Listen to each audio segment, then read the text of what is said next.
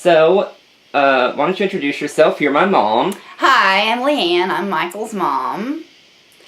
I was pretty much been blind since birth. I mean, I have some, what's called light and color perception. But when I was a baby, when I was born, I had cataracts on both eyes.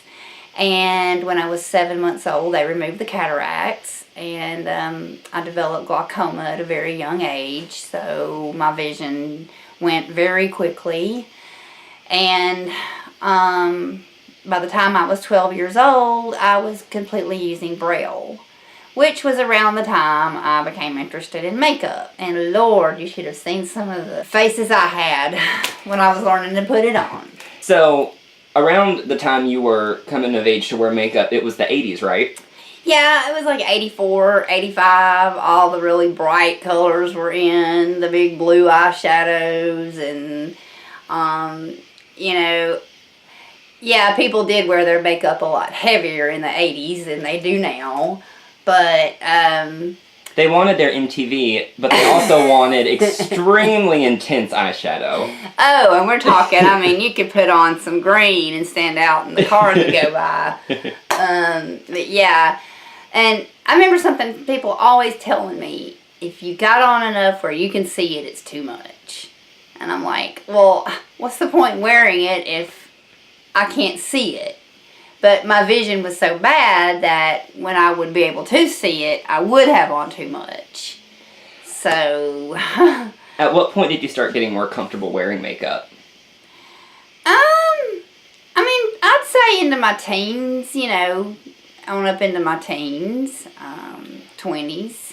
I've pretty much had it down pat. I mean, it was still hard, because like when you get like a big kit of makeup and you've got like several colors of blush, several eyeshadows, and they're not labeled. You don't know which one's which. You're just kind of picking and guessing, and sometimes it may not come out looking like you wanted it to, but I'm real excited to see what this makeup is like because, I mean, it has everything labeled, everything's in Braille.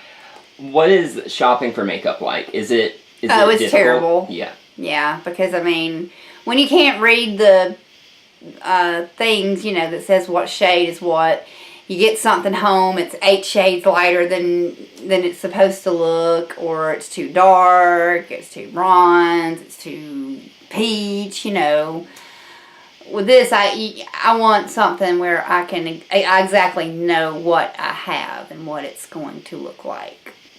Do you think brands should become more inclusive to the visually impaired community? Absolutely. I mean, I've always said just because we can't see ourselves don't mean others can't. So, what do you hope that the visually impaired community gets from wearing this makeup in terms of confidence and self-esteem? I hope that it gives them confidence to know that they have a brand that they can wear that it's for them.